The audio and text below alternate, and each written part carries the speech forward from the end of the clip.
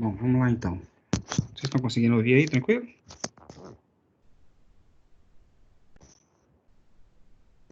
Ok.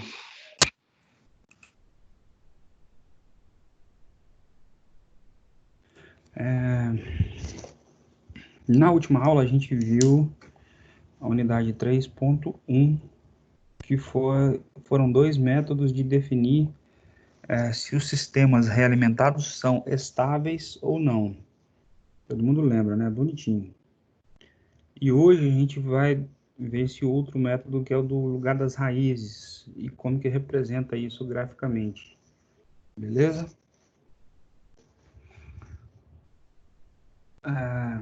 Então, esses métodos, tanto aquele de localização dos polos, como aquele método do polinômio, da matriz, e o método do lugar das raízes, e esse método de ganho e fase, eles valem, ou eles são aplicáveis em sistemas dinâmicos e invariáveis no tempo, beleza?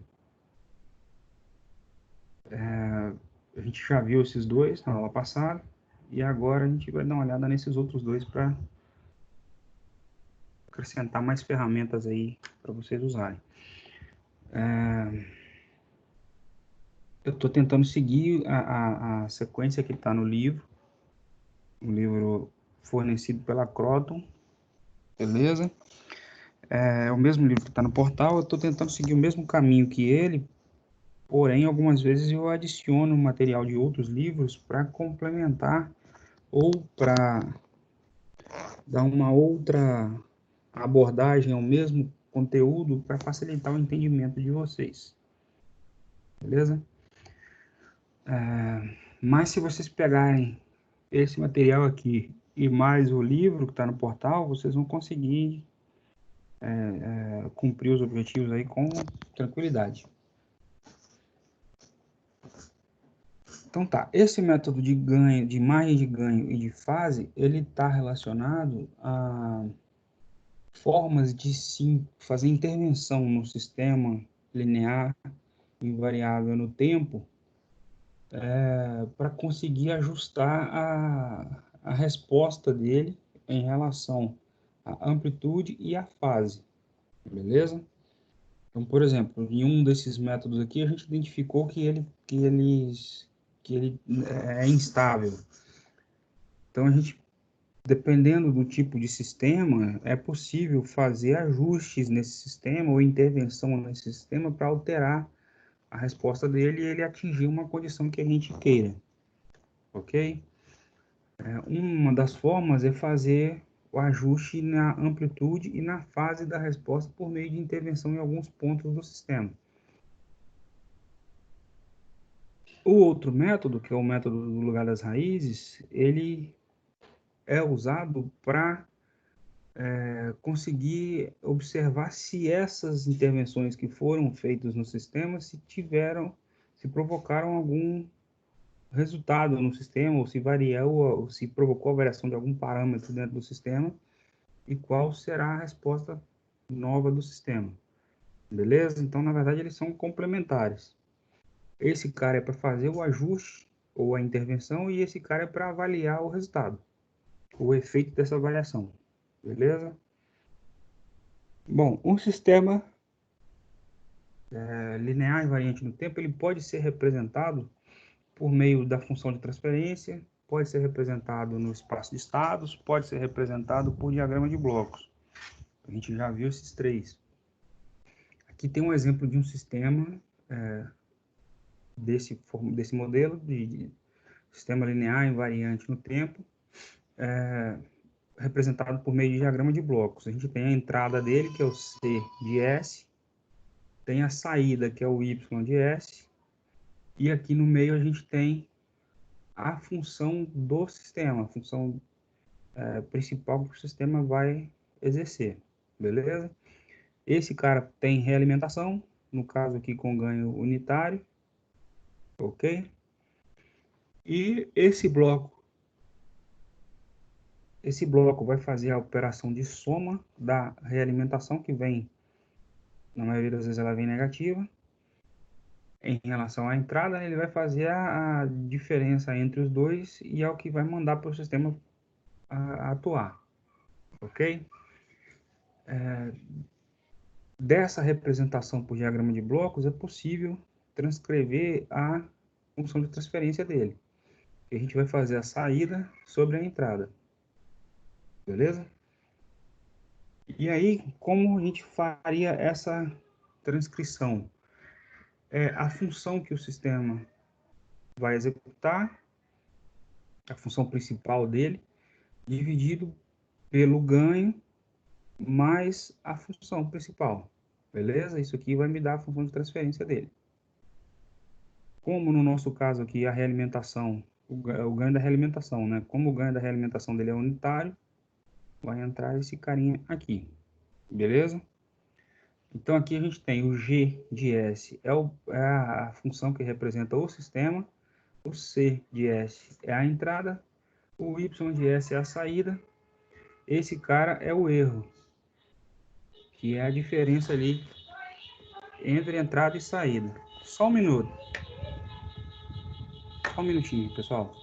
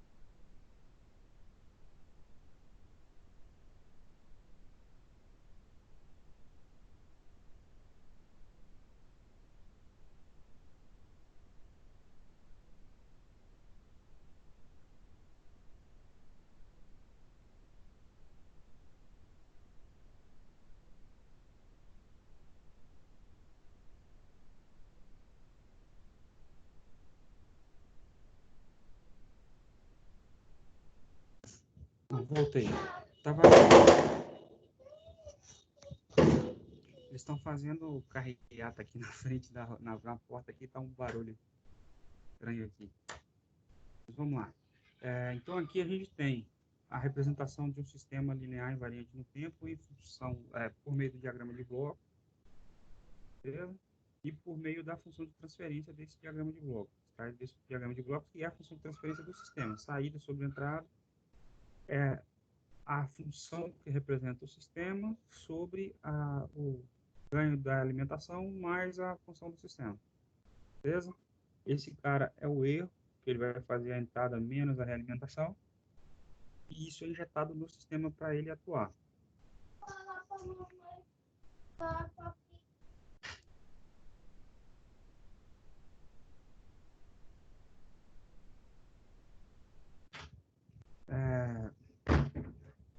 Após a gente aplicar uma função, um estímulo qualquer na entrada do sistema,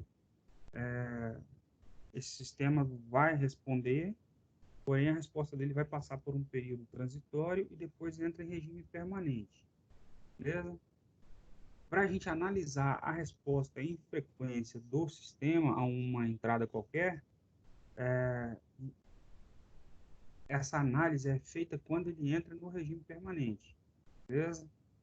Para definir ou para padronizar ou para encontrar a resposta do sistema a uma determinada entrada qualquer, isso é feito quando esse sistema está em regime permanente. Tá. Na função de transferência, a gente está fazendo ali saída sobre entrada, beleza? No domínio S, no domínio da frequência. Pela transformada de Laplace, a gente sabe que o S equivale a J ômega. E o J é a raiz de menos 1. Beleza? Então, dá para a gente representar a função de transferência com essa notação. Ok? Saída, J ômega, sobre a entrada, J ômega, é igual à função do sistema, J ômega. Ok? Isso aqui é um número complexo, tem a parte real e parte imaginária. O J representa a parte imaginária. Isso aqui também é um número complexo e a operação deles vai gerar um número complexo também. Beleza? Então, essa função, que é a função do sistema, ela pode ser escrita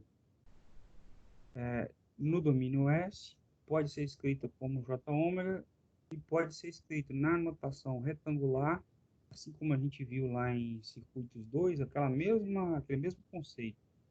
Dá para a gente escrever essa função na notação retangular, com parte real, parte imaginária. Dá para escrever isso na notação exponencial, com o módulo do G vezes o exponencial elevado a θ ômega, beleza? E dá para escrever também na forma polar, onde a gente tem o módulo do G e o ângulo, beleza? Então essa função pode ser escrita na forma retangular, na forma exponencial e na forma polar, beleza? Aqui eu só transcrevi, eu só trouxe as mesmas equações para cá para a gente analisar. Aqui ele está na notação retangular, na notação exponencial e na notação polar. Esse R daqui é a parte real do G. Esse cara é a parte imaginária do G. Então dá para representar isso graficamente no plano complexo, dá para representar isso. A parte real é o eixo X e a parte imaginária é o eixo Y. O módulo de G ao quadrado é a soma dos quadrados de módulo de R e módulo de X, beleza? É a mesma estrutura que a gente usou lá em circuitos, para trabalhar com números complexos, a mesma coisa. E esse ângulo aqui, e esse ângulo aqui, sai dessa operação aqui, que é a tangente é menos 1, ou o arco tangente, de x sobre r. Beleza? Então dá para a gente fazer essa análise do sistema por meio desse tipo de notação também. Não só na notação no domínio da frequência, no domínio do tempo, usando o S ou usando a variável T, dá para usar essa notação também. Beleza? Num sistema linear em variável no tempo, em regime permanente, se a gente aplicar uma entrada senoidal, por exemplo, nesse sistema, ele vai apresentar uma saída também senoidal, e sendo que a frequência desse sinal de saída tem que ter a mesma frequência da entrada, beleza? Só que pode ter variação de amplitude e variação de fase da saída em relação à entrada. Comparando com a entrada, pode haver diferença entre os dois, beleza? Essa variação de amplitude e a variação de fase vão depender da frequência de oscilação da entrada que foi aplicada no sistema, beleza?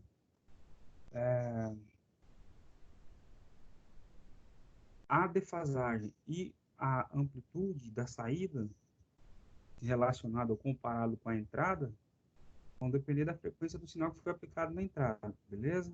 Essa amplitude da saída é o ganho do sistema.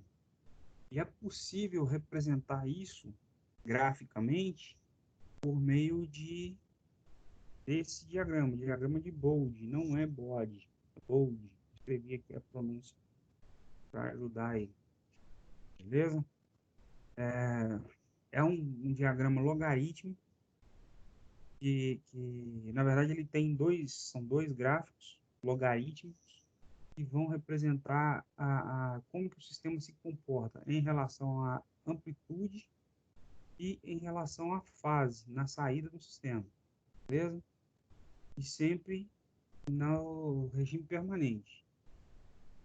ok? Então, se a gente tem um sistema qualquer ali, a gente consegue representar esse cara ou o comportamento desse cara a partir da forma de uma função gráfica, que é o diagrama de Bode, que são duas funções, são dois gráficos que um vai tratar da amplitude e o outro vai tratar da fase da resposta do sistema, beleza? E isso aqui é útil porque a gente consegue analisar a partir da função de transferência do sistema em malha aberta, a gente consegue analisar a resposta do sistema como se fosse um sistema de malha fechada, sem precisar calcular a função de transferência desse sistema em malha fechada, beleza? Ou seja, eu consigo analisar a partir dessa função aqui, eu consigo analisar a resposta do sistema sem precisar fazer a análise toda de realimentação dele e tem aquela tarefa toda, matemática ali, para chegar na função de transferência dele em malha fechada. Beleza? Esses gráficos que compõem o diagrama de Bode, eles são gráficos logarítmicos. Então... Eduardo, Oi. eu não tô vendo sua tela, não.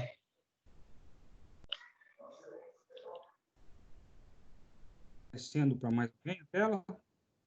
Agora foi, valeu. Oi. Ok, agora foi. Tá. Então, voltando lá, esses dois gráficos que compõem o diagrama de Bode, eles são gráficos logarítmicos. E eles são descritos em decibéis, beleza?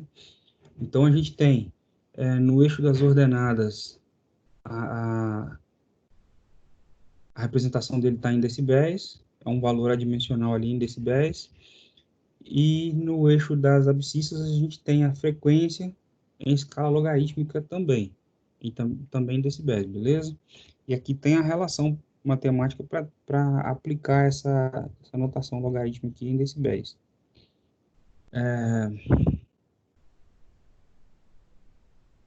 Existem alguns parâmetros que a gente precisa definir para conseguir aplicar esses dois métodos. Primeiro, o ganho do sistema. Uma grandeza, uma informação que tem que permitir intervenção nesse cara para poder alterar a resposta do sistema. Beleza? Então, o que vai permitir mudança no comportamento do sistema é a intervenção no parâmetro do ganho dele. Então, ela geralmente é uma variável e a maioria da literatura aí usa a letra K para identificar esse cara. Beleza? Além disso, existe um fator integrador no denominador da função de transferência e existe um fator de derivação no numerador, beleza? O integrador no denominador e derivador no numerador. É possível ainda representar ou chegar numa situação onde nós tenhamos fatores quadráticos, que seria uma função parecida com essa aqui, no numerador ou no denominador, beleza? Tá. Aí, no livro fornecido pela instituição, ele continua desenvolvendo a partir daqui e mostra a representação disso no gráfico, só que de uma forma mais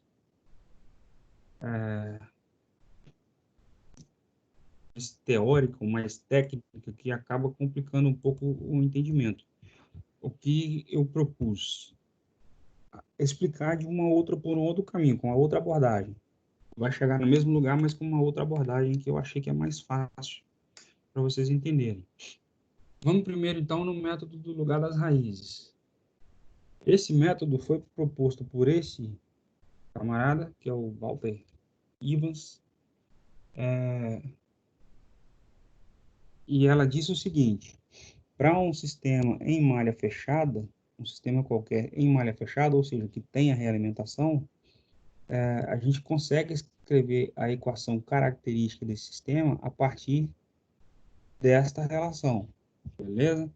Que relação é essa? Ela está aqui. Seria o equivalente a pegar o denominador da função de transferência do sistema e igualar ele a zero. Beleza? Isso aqui vai me dar a equação característica do sistema, que é essa parte, desconsiderando a realimentação. Beleza? Isso aqui pode ser rearranjado, passar esse 1 para o lado de lá, e a equação característica vai ficar com esse formato. Beleza? Aqui a gente tem a função do sistema, tem a parte de realimentação, beleza? E aí, a partir desse cara, a gente tem alguns parâmetros ali que eu vou mostrar, que permite, por meio desse método de lugar das raízes, identificar ou representar num gráfico as possíveis localizações das raízes da equação característica, dessa função, beleza? As raízes, eu vou representar as raízes da função de transferência graficamente, ou representar os possíveis locais onde estão as raízes da função de transferência. É um método que faz uma aproximação dessas raízes, não é um cálculo exato, digamos assim, mas ele faz uma aproximação. É possível ir aplicando alguns fatores ali que a gente chega bem próximo da posição real, beleza? Mas para a maioria das aplicações, a gente consegue, a partir desse método, consegue atender o exigido, ok? Então vamos lá. A equação característica, que é aquela função, isso aqui é basicamente a função de transferência adaptada, né, ajustada. Ela é uma função complexa, beleza? Isso aqui é uma função complexa. E lembrando lá do início, se a gente substituir o S pelo JW, a gente tem uma função complexa que pode ser escrita na notação retangular, na notação polar ou na notação exponencial, beleza? Então, a equação é essa aqui, beleza? G de S, H de S é igual a menos 1. Dá para a gente aplicar algumas regrinhas. Se eu fizer o módulo do lado direito da equação, tem que ser igual ao módulo do lado esquerdo da equação. Então, o módulo de G de S, H de S tem que ser igual a 1, beleza? A outra regrinha isso aqui é a condição de módulo. A outra regrinha é a condição de fase, que diz o seguinte: o ângulo do lado esquerdo da equação, isso aqui é porque o Office não tem aquele símbolozinho de ângulo, né? Que seria esse cara. G de S vezes H de S. Beleza? Ele indica esse símbolo aqui como se fosse aquele símbolozinho de ângulo que a gente usa lá em circuito. O ângulo do lado esquerdo da equação, que é esse cara, tem que ser igual ao ângulo do lado direito da equação característica que a gente viu lá atrás, beleza? Que é esse cara, essa equação.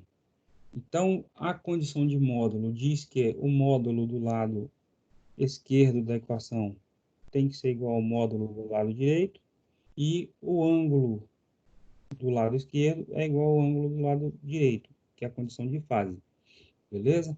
A condição de fase é o que vai fornecer os parâmetros que a gente precisa para montar o diagrama ou para chegar na configuração, para aplicar o método de lugar das raízes, beleza? Então, a gente tem as raízes da função de transferência, que são os polos da função de transferência na malha fechada. Elas têm localização no plano S, se a gente for representar graficamente ali, a gente tem, tá lá, a gente tem o eixo, a parte real e a parte imaginária, e é possível representar esse cara aqui dentro do plano S, do plano complexo, beleza? Então, as raízes, ou seja, os polos da função de transferência de malha fechada, elas estão localizadas ali no plano S, e as fases desse cara tem que ser, ou para existir o lugar das raízes, as fases desse cara tem que ser múltiplos ímpares de 180 graus. Beleza? Tem que ser múltiplos ímpares de 180 graus. E como que representa isso matematicamente? Por essa relaçãozinha aqui.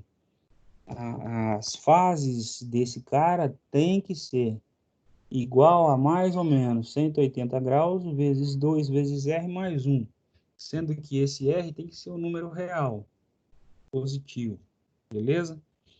Então, como que a gente vai fazer? A gente vai simulando pontos ali dentro do gráfico e substituindo os valores de R. Então, quando R valer 0, qual é o ângulo? A gente põe aqui iguala com a função e vai achar a posição dele no gráfico. Quando R valer 1, substitui aqui iguala com a função e vai achar a posição. E assim sucessivamente. A gente faz algumas amostras, alguns testes e consegue definir ali os lugares o lugar das raízes. Beleza? Então, lá naquela equação característica, que seria o equivalente à função de transferência, a gente consegue escrever aquela função, a função nesse formato, que seria 1 mais o fator que vai permitir a gente traçar o lugar das raízes, beleza? Com LR é o lugar das raízes. Esse casinho é o fator que vai permitir a gente traçar ou obter os dados para traçar o lugar das raízes, beleza? Esse K pode ser o ganho do sistema ou não. Quando ele é o ganho do sistema? Quando isso aqui representar a função de transferência do sistema. Se não representar a função de transferência do sistema, esse cara não é o ganho do sistema, beleza? Não necessariamente ele tem que ser o ganho, mas dá para a gente usar nas duas situações. Nesse termo, a gente tem um polinômio no numerador da equação característica, e aqui tem o polinômio do denominador da equação característica. Beleza? Se essa divisão for a função de transferência do sistema, o K é o ganho do sistema. Na maioria das vezes é. Mas não necessariamente tem que ser sempre. Isso aqui tem que ser sempre a função de transferência. Beleza? Um outro detalhe. Esse numerador, o N de S, ele tem M raízes. Beleza? Ou seja, são os zeros da função. Ok? Tem M raízes. Pode ter M raízes. Uma quantidade M de raízes. E lá no gráfico a gente vai marcar por bolinha. Ok? A mesma regra que a gente usou na representação na aula passada.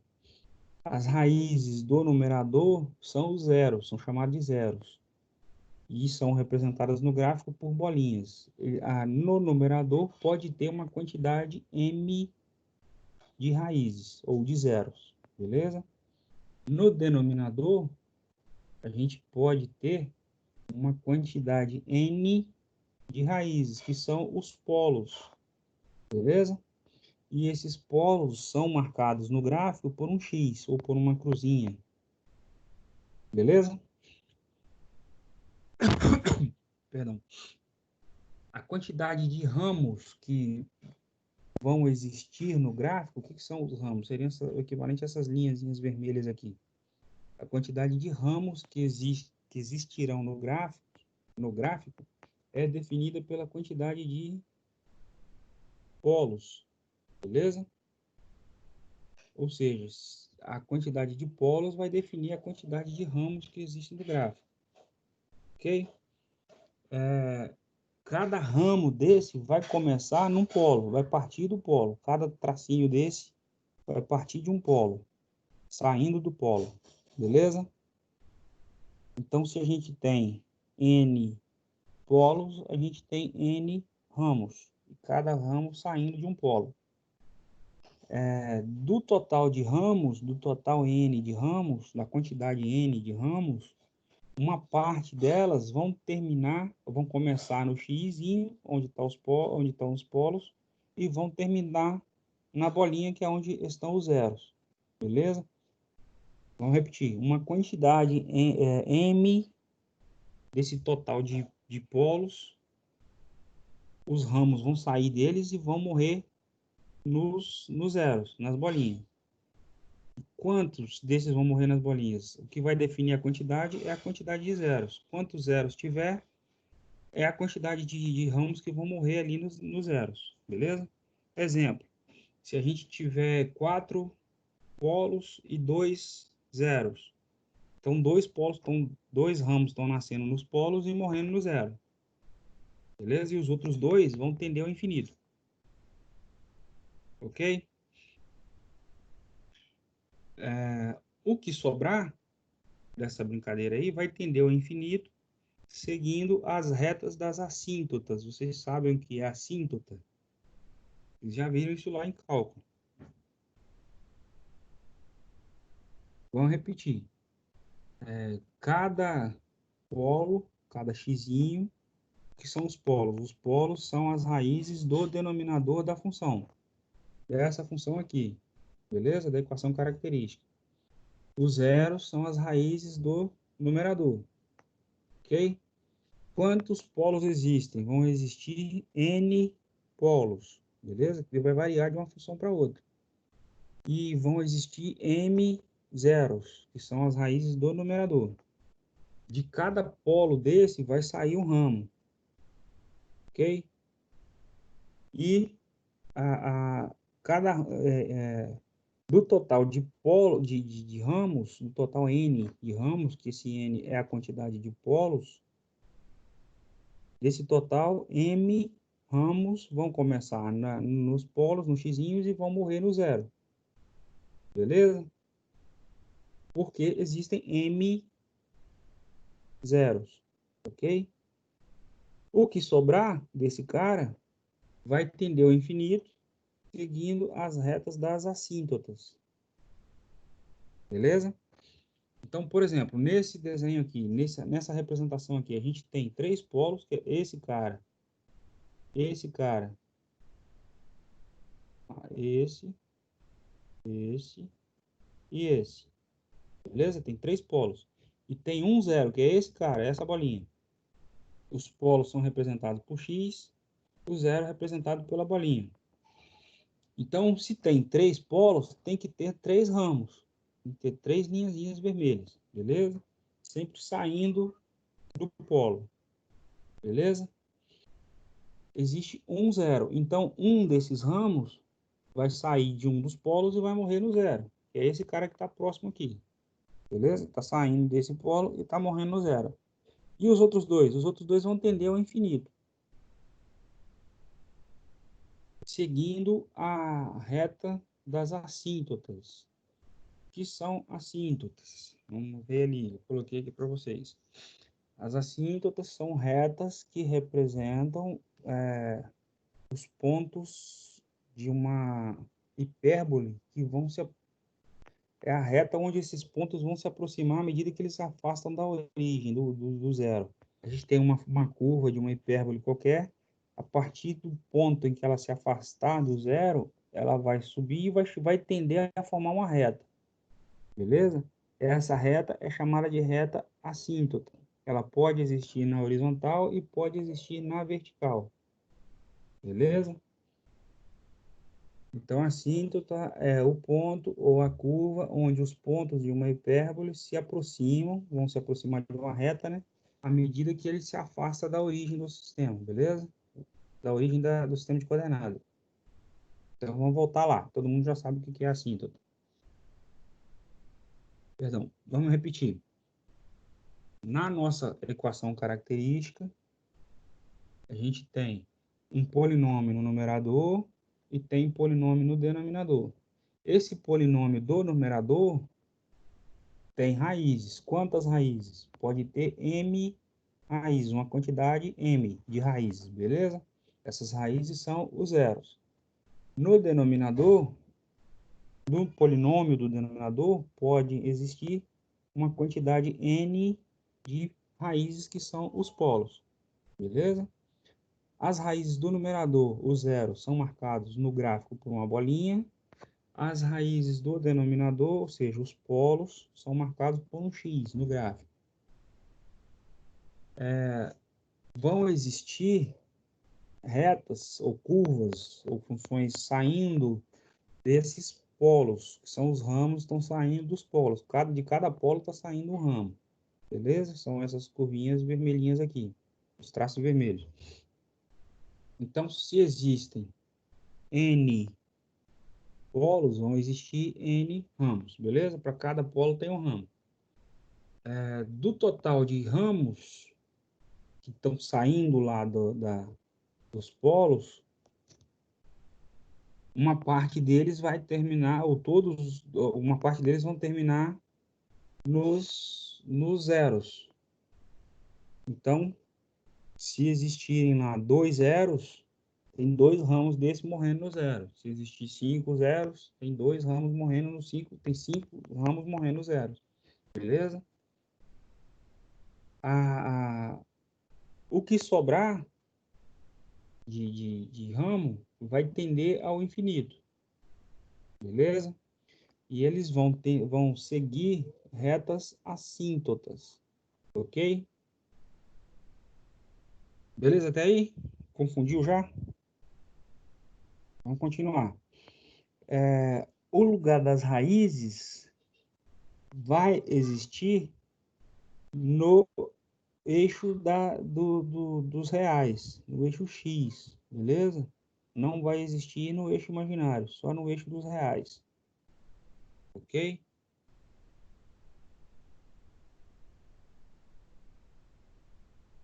Exemplo, de uma outra situação, de uma outra condição. Existe um local ali no eixo dos reais onde existem vários polos N e vários polos M, vários zeros M, beleza? Eles estão ali aglomerados ali numa determinada região.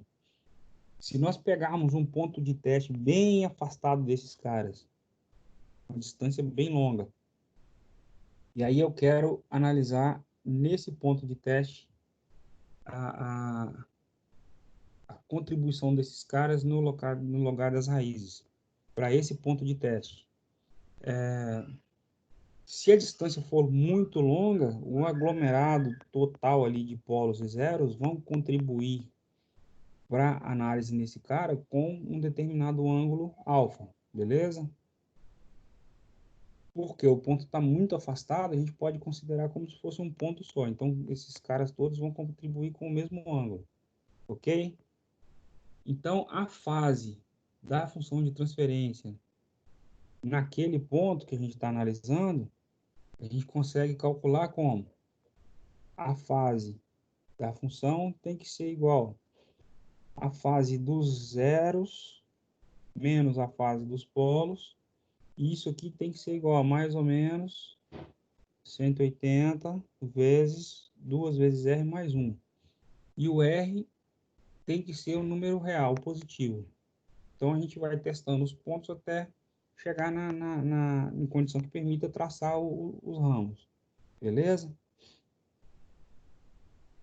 Então, dá para a gente igualar. Como esse cara está muito longe do aglomerado e todos eles estão contribuindo com o mesmo ângulo alfa, dá para a gente igualar, então, alfa a esse cara dividido por isso. Beleza? Então, aqui a gente tem mais ou menos 180, 2R mais 1 sobre o número de zeros menos o número de polos. Ok? Ou dá para inverter o sinal. Isso aqui ficou trocado, né? Menos e mais. E aí inverte aqui embaixo, que matematicamente dá na mesma. Beleza? Um outro exemplo, uma outra situação. A gente tem um cenário onde existem 3 polos a mais do que zeros. Beleza? Eles não estão representados aí os polos. Existem 3 polos a mais do que zero. Ou seja, fazendo N menos M, vai dar 3. Por que N menos M? Por causa disso aqui. Beleza? Então, num sistema qualquer ali, um cenário qualquer ali, existem 3 polos a mais do que zeros. Então, N, que é o número de polos, menos o número de zeros, deu 3. Beleza? Aí, naquele ponto ali, eu quero determinar o ângulo total ali para quando o R valer 0. E aí, como a gente vai fazer? É só substituir aqui, né? Nessa equação.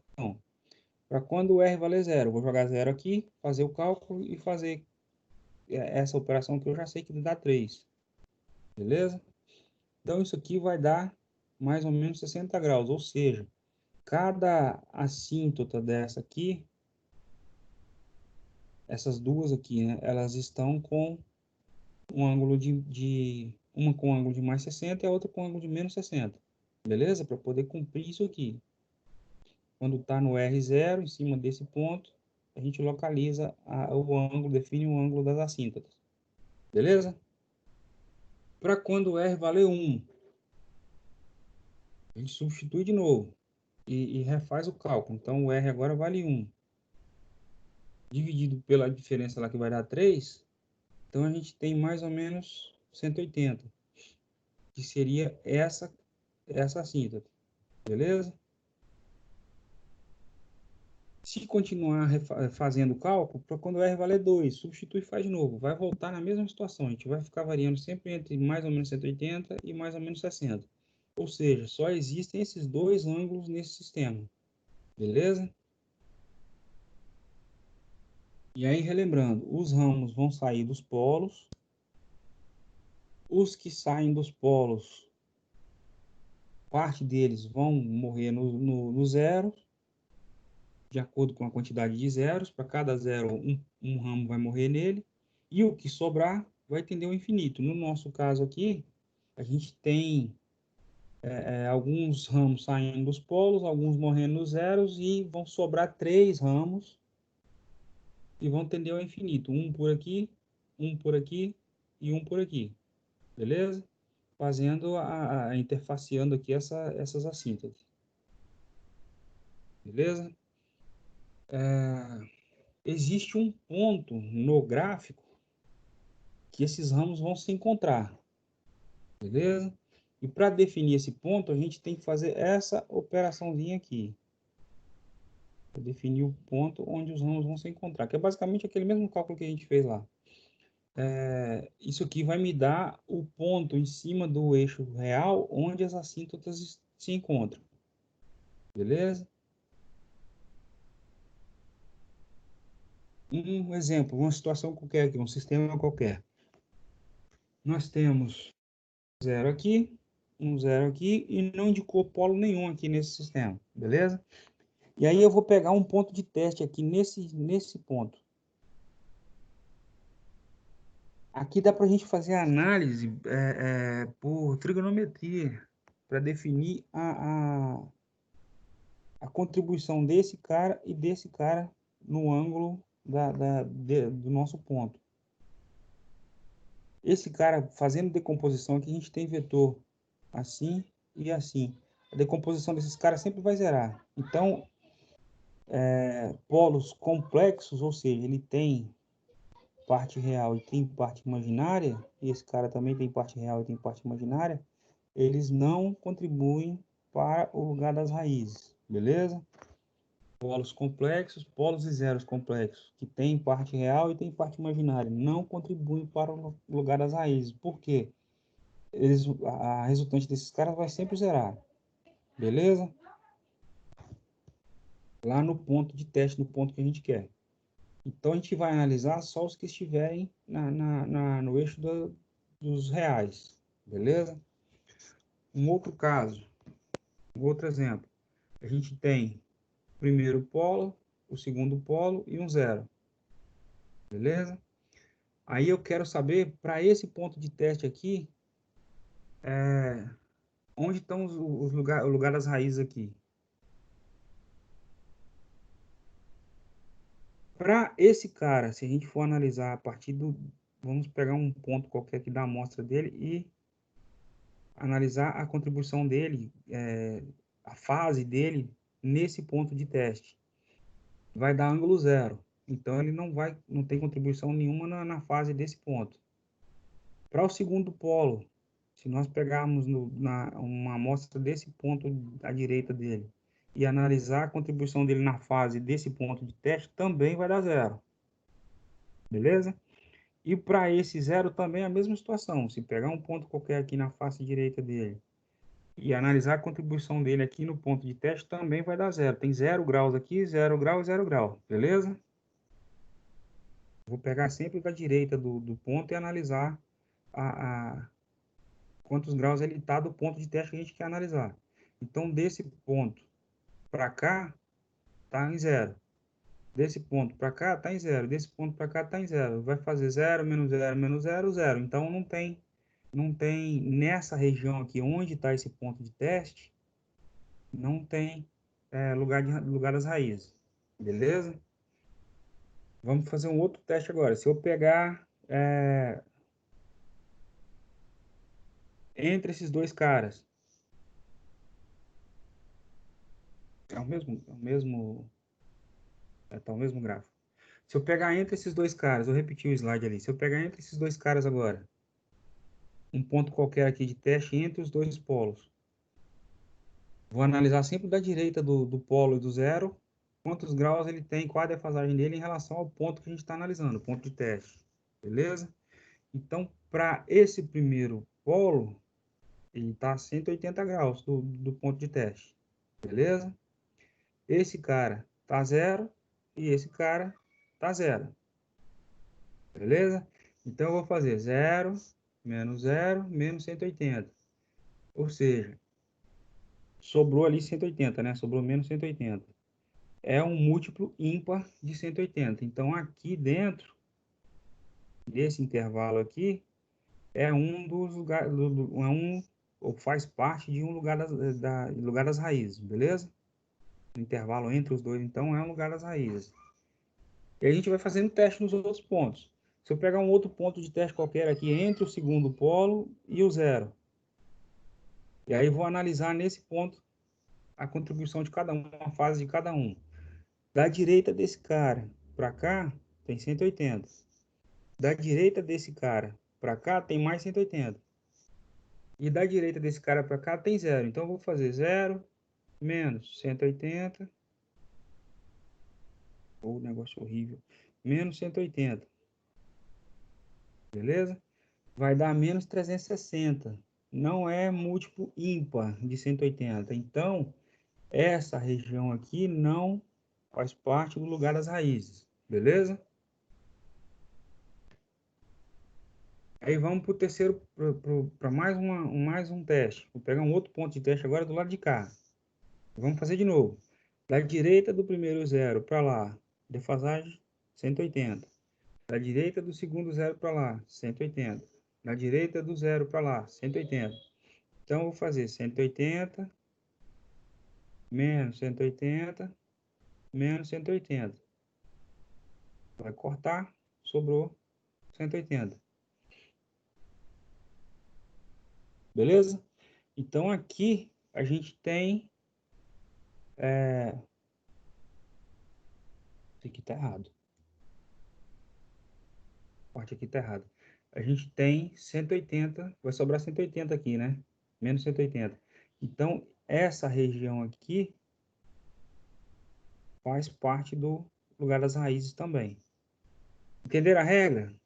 A regra, então, polos, são duas regras. Polos e zeros complexos não vão contribuir para o lugar das raízes, porque a decomposição das fases deles ali vai dar zero. Ele tem que estar em cima do eixo dos reais. Se tiver polo ou zero por aqui ou por aqui, não vai participar da brincadeira. Se nós pegarmos um ponto de teste qualquer sobre o eixo real, que é onde pode existir lugar das raízes, se o número de zeros e polos à direita desse ponto for ímpar, uma outra forma de analisar, né? Se eu pegar um ponto qualquer aqui, por exemplo, esse ponto, se a quantidade de polos e zeros à direita dele for ímpar, essa região faz parte do lugar das raízes. Beleza? Então, por exemplo, esse ponto aqui, à direita dele, tem quantos polos e zero? Nenhum. É zero. Então, essa região onde está esse ponto de teste não faz parte do lugar das raízes. Beleza? Se eu pegar um ponto de teste aqui agora, entre esses dois caras, à direita dele, tem quantos polos e zeros? Tem um. É esse cara. é um número ímpar. Então, ele faz parte do lugar das raízes. Essa região aqui pertence ao lugar das raízes. Beleza? Vou pegar um outro ponto de teste aqui agora. A direita dele tem quantos polos e zeros? Tem dois. Beleza? Tem dois polos. Dois não é ímpar. Então, essa região aqui não pertence ao lugar das raízes. Beleza? A região onde eu peguei esse ponto de teste. Um outro ponto de teste agora é por aqui. A direita dele tem quantos polos e zeros? Tem três. Esse e esse. Então, essa região onde esse cara está pertence ao lugar das raízes. Ou seja, nesse sistema aqui, a gente tem lugar das raízes aqui e tem aqui. Beleza? As nossas curvas têm que ficar aqui dentro dessas duas regiões. Beleza? Se nós tivermos uma situação parecida com essa aqui, por exemplo, onde tem polos completos e tem polos reais. Para a gente definir os ângulos desses caras, a regrinha é essa aqui. Nesse caso aqui, a gente só tem polos, né? Os ângulos dos polos vão entrar sempre negativos, beleza? O negativo do ângulo desse polo, com o negativo do ângulo desse polo, menos o negativo do ângulo desse polo, e o negativo do ângulo desse polo. Isso aqui tem que ser igual a 180, mais ou menos 180, mais 2R mais 1. Vezes 2R mais 1. Beleza? Se existir polos e zeros, a diferença é só que os ângulos dos zeros vão entrar positivo na operação. Beleza? E os ângulos dos polos vão entrar negativo. E aí iguala isso aqui a 180 vezes 2R mais 1. Mesma coisa. Beleza? Isso aqui para poder a gente conseguir analisar todo mundo de uma vez só no gráfico. Existe mais uma informação para facilitar o entendimento aí. Os polos vão tender a repelir os ramos no lugar das raízes. Beleza? Então, por exemplo, tem um polo aqui, tem um polo aqui.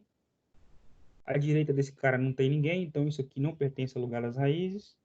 À direita desse cara tem um, então essa região aqui pertence ao lugar das raízes.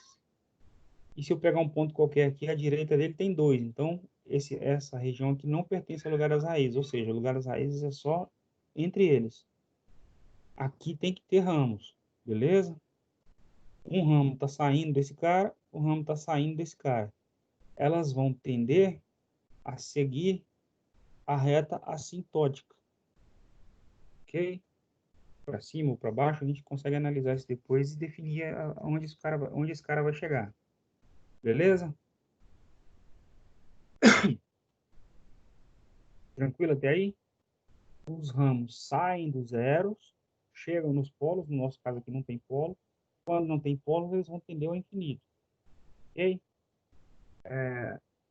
Os polos vão repelir os ramos no lugar das raízes. Beleza? Esse cara está empurrando os ramos para lá e esse cara está empurrando os ramos para cá. E os zeros vão tender a atrair o lugar das raízes. Então, por exemplo, nessa situação aqui a gente já sabe que só tem lugar das raízes aqui. E que eles estão tendendo ao infinito, porque não tem zeros aqui, e eles vão interfacear aqui essa reta assintótica. Se nós adicionarmos um terceiro zero ali, no mesmo sistema, vamos analisar de novo. Eu sei que à direita desse cara não tem ninguém, não tem nem polo nem zero. Então, essa região aqui à direita dele não faz parte do lugar das raízes. À direita desse cara tem um zero, tem um polo, perdão. Então, isso é ímpar, essa região aqui, então, faz parte do lugar das raízes, pertence ao lugar das raízes. Vamos para o próximo. À direita desse cara tem dois, beleza? Dois é par. Então, essa região aqui não pertence ao lugar das raízes. E se eu pegar um outro ponto qualquer aqui, após esse cara, à direita desse ponto, a gente tem três polos. Três é ímpar, então essa região aqui pertence ao lugar das raízes também. Então, agora a gente tem dois lugares das raízes. Tem aqui. Beleza?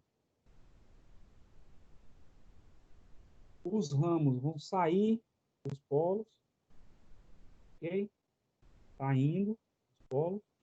Como não tem zero aqui, eles vão tender ao infinito. Esse cara vai tender ao infinito para lá, seguindo uma reta assintótica que é paralela ao eixo dos reais. E aqui ele deveria fazer, nessa situação aqui, ele deveria fazer algo assim, ok? Ou assim. Teria que ser uma curva seguindo um desses quatro parâmetros aqui. Só que como foi adicionado um terceiro polo, e os polos repelem os ramos do lugar das raízes, esse cara vai tender a deslocar esse ramo para lá, porque esse cara está repelindo ele. Beleza? Ele não vai ficar em cima aqui mais bonitinho, igual estava aqui. E ele vai tender a curvar o ramo para lá, porque esse cara está ajudando a repelir. Ok? Então, o nosso ramo vai ficar assim. Bonitinho. Beleza? Tá, vamos voltar para a situação original agora e vamos adicionar um zero aqui para ver o que acontece. No lado direito desse cara não tem ninguém, não tem nenhum polo, nenhum zero, então isso aqui não pertence ao lugar das raízes. No lado direito desse cara tem um polo, um é ímpar, então essa região pertence ao lugar das raízes. À direita desse zero tem dois polos, dois é número par, então essa região aqui não pertence ao lugar das raízes. E se eu pegar qualquer ponto aqui de teste do lado esquerdo desse cara, a gente tem três pontos ali, tem um zero e dois polos. Três é número ímpar, então essa região aqui pertence ao lugar das raízes. Os zeros atraem os ramos, beleza? Então tá vindo um ramo lá do infinito, paralelo interfaciando aqui uma reta assintótica que está paralela ao eixo dos reais e vai morrer nesse zero, beleza? E entre esses dois caras que estavam assim, agora esse cara vai tender a atrair esse ramo para cá. Então, ele vai curvar para o lado do zero. Beleza? O nosso gráfico vai ficar mais ou menos com essa cara. Isso aqui é uma forma, é um recurso para a gente traçar pelo menos uma aproximação de como vai ficar o gráfico. Beleza?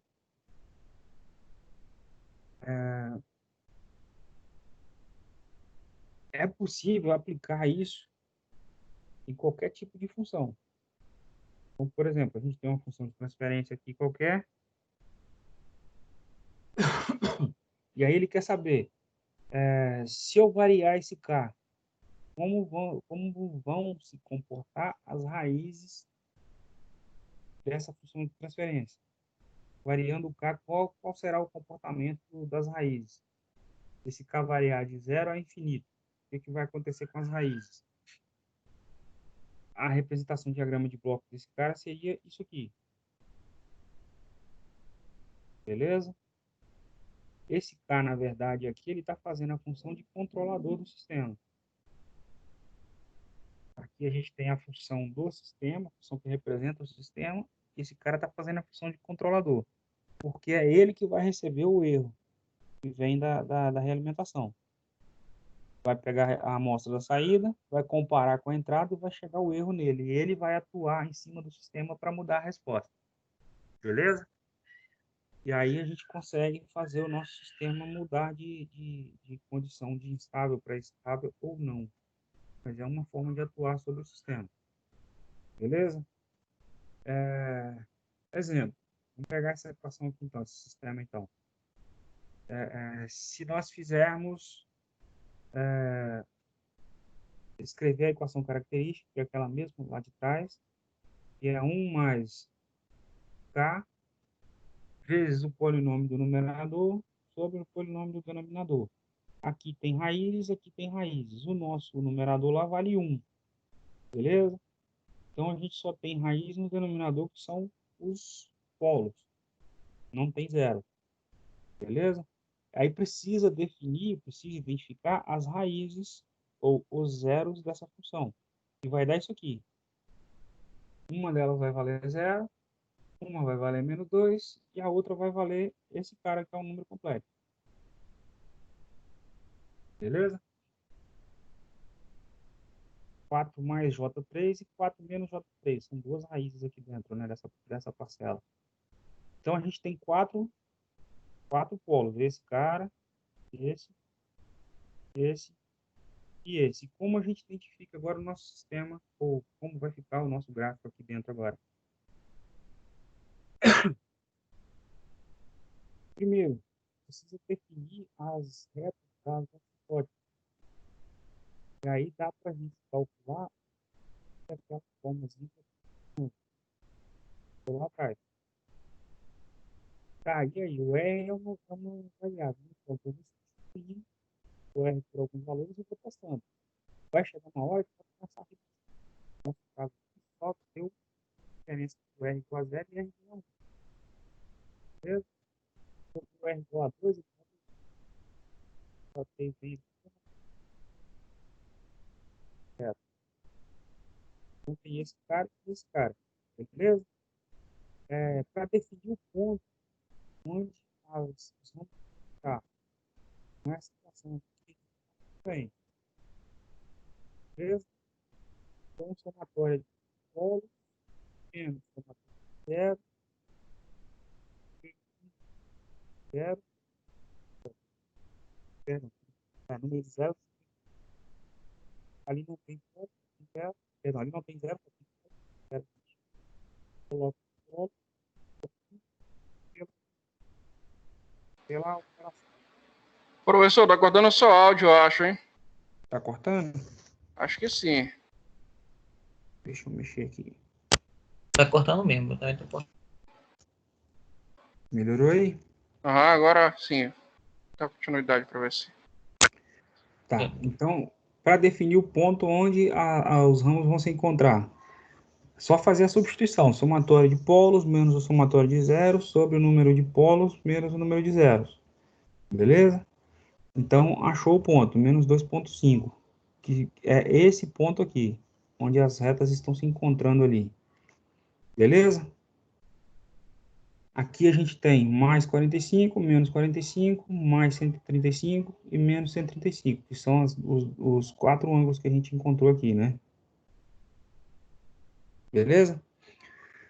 E aí, para definir o lugar das raízes aqui, então, a gente tem à direita desse cara não tem ninguém, então isso aqui não pertence ao lugar das raízes. À direita desse cara só tem um polo, então essa região aqui pertence ao lugar das raízes. Aqui em cima, a galera solta foguete aqui. Aqui em cima a gente tem também, tem como fazer a análise trigonométrica aqui e definir os ângulos dessas retas assintóticas aqui também e traçar a partir delas, projetar esses caras aqui para cima. Ou projetar esse cara aqui para baixo. E aí a gente consegue definir, identificar os polos e zeros. À direita dele vão ficar dois polos, dois número par. Então não tem ramo nessa região aqui. Beleza? E se pegar um ponto qualquer aqui, para cá, fazendo a decomposição, a gente vai identificar três zeros, três polos, perdão. 3 é número ímpar. Então essa região aqui pertence ao lugar das raízes. Aqui para baixo a análise é a mesma. Porque fazendo a decomposição aqui, a gente vai chegar de novo na mesma situação. Ou seja, aqui tem que ter um ramo, aqui tem que ter um ramo. Seguindo, ou vai interfacear aqui a reta das assintóticas, beleza? Vai interfacear essa reta e vai interfacear essa reta.